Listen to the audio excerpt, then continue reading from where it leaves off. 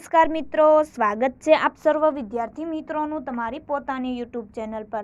આ વિડીયોમાં આપણે ધોરણ 8 વિષય હિન્દી જેના પાઠ નંબર 8 માં કહ એક કહાની જેના અભ્યાસ અને સ્વાધ્યાયનું સંપૂર્ણ સોલ્યુશન જોશું। આપણી આ ચેનલ પર ધોરણ 8ના તમામ વિષયના બધા જ પાઠના વિડીયો સોલ્યુશનની લિંક તમને નીચે ડિસ્ક્રિપ્શન બોક્સમાં મળી જશે। જો વિદ્યાર્થી મિત્રો તમે અમારા વોટ્સઅપ ગ્રુપમાં જોડાવા ઈચ્છતા હોય તો અમારા વોટ્સઅપ ગ્રુપની લિંક પણ નીચે ડિસ્ક્રિપ્શન બોક્સમાં આપેલી છે, જેની મદદથી તમે અમારા નવા વોટ્સઅપ ગ્રુપની અંદર જોડાઈ શકશો અને જેમાં તમને તમામ પાઠની લિંક પણ મળી જશે। તો જોઈએ આપણે, ચાલો સૌપ્રથમ અભ્યાસ। प्रश्न नंबर 1, निम्नलिखित प्रश्नों के उत्तर दीजिए। नंबर 1, राहुल के पिताजी कहाँ भ्रमण कर रहे थे, कब? तो जवाब आवशे राहुल के पिताजी बड़े सवेरे बगीचे में भ्रमण कर रहे थे। नंबर 2, आ खेटक ने राहुल के पिताजी से क्या मांगा? तो जवाब आवशे आ खेटक ने राहुल के पिताजी से अपना शिकार मांगा। नंबर 3, उपवन की शोभा कैसी थी? तो जवाब आवशे उपवन में तरह तरह के रंगों वाले फूल खिले थे। उन फूलों पर ओस की बूंदें चमक रही थी। हवा के हल्के झोंके से जब वे बूंदें एक दूसरे से मिलती थी तो उनमें लहर सी उत्पन्न हो जाती थी। फूलों की सुगंध सारे उपवन में फैली के समय हुई थी। पेड़ों पर बैठे पक्षी कल कल स्वर में गा रहे थे। इस प्रकार सुबह के समय उपवन की शोभा अत्यंत मनोहर थी। त्यार पछी नंबर 4, माँ से कहानी सुनकर पुत्र ने क्या निर्णय सुनाया? तो जवाब आवशे पुत्र छोटा सा पर बुद्धिमान था। माँ से कहानी सुनकर उसे पक्षी के प्रति सहानुभूति उत्पन्न हुई। उनसे कहा कि यदि कोई किसी निर्दोष को मारे तो दूसरा उसे क्यों न बचाए। न्याय में दया की भावना होनी चाहिए, इसीलिए रक्षक यानी कि बचाने वाला हमेशा भक्षक यानी कि मारने वाले से बड़ा होता है। त्यार पछी नंबर 5, प्रस्तुत कथा काव्य का सार लिखिए। तो जवाब आवशे कि राजकुमार सिद्धार्थ तप करने के लिए घर बार छोड़कर वन में चले गए थे। उनकी पत्नी का नाम यशोधरा था। राहुल उनका पुत्र था। एक दिन नन्हे राहुल ने माँ से कहानी सुनाने का आग्रह किया। तब यशोधरा ने उसे सिद्धार्थ के बचपन की एक घटना सुनाई। एक सुबह सिद्धार्थ बगीचे में टहल रहे थे। अचानक बाण से घायल एक हंस उनके पास आकर गिरा। सिद्धार्थ ने उसे उठा लिया। जरूरी उपचार कर उन्होंने हंस को बचा लिया। थोड़ी ही देर में हंस को घायल करने वाला शिकारी वहां आ पहुंचा। उसने राजकुमार सिद्धार्थ से अपना शिकार मांगा।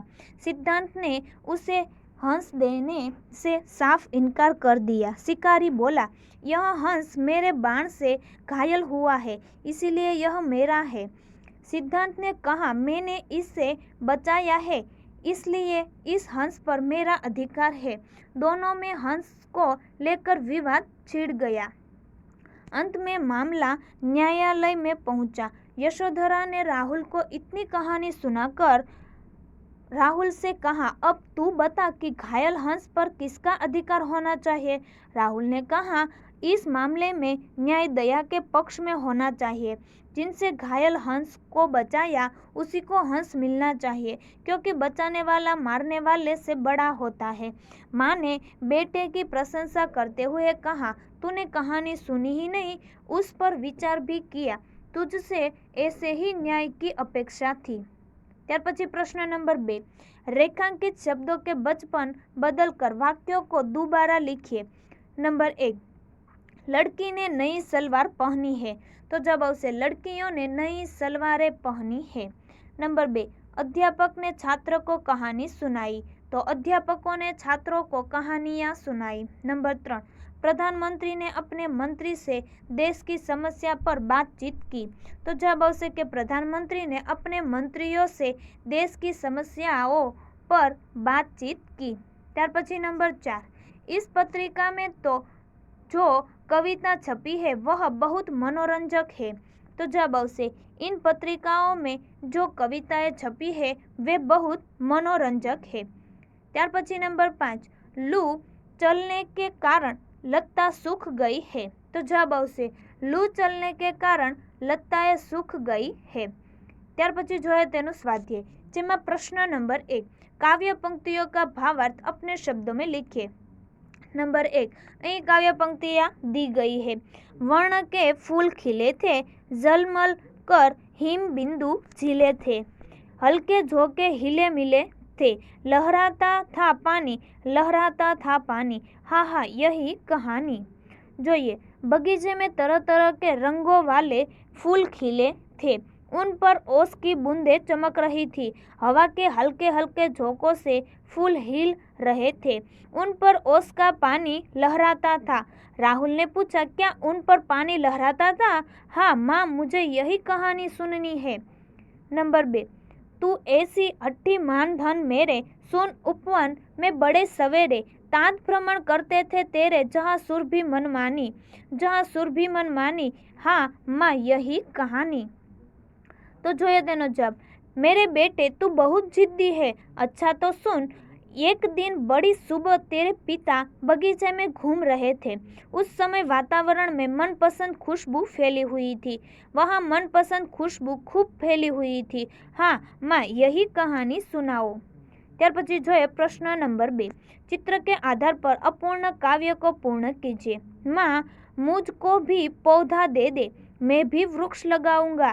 तो माँ, मुझको भी पौधा दे दे, मैं भी वृक्ष लगाऊंगा, रोज उसे दूंगा मैं पानी।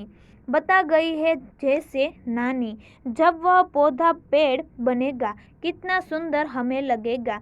वायु प्रदूषण फैल रहा जो, उसको मार भगाऊंगा, माँ मुझको भी पौधा दे दे।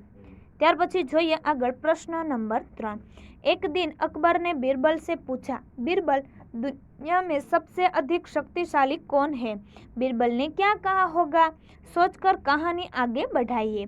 तो एक दिन अकबर ने बीरबल से पूछा, बीरबल दुनिया में सबसे बड़ा, सबसे अधिक शक्तिशाली कौन है?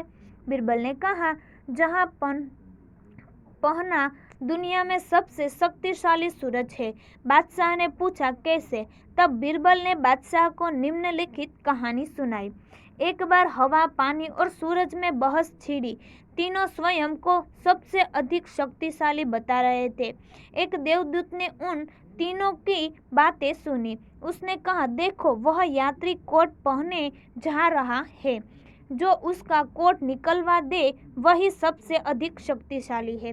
सबसे पहले हवा आगे बढ़ी और तेज चलने लगी, उसने तूफानी रूप ले लिया। यात्री का कोट फफड़ाते फफड़ाने लगा, उसने हाथ से कसकर कोट को पकड़े रखा।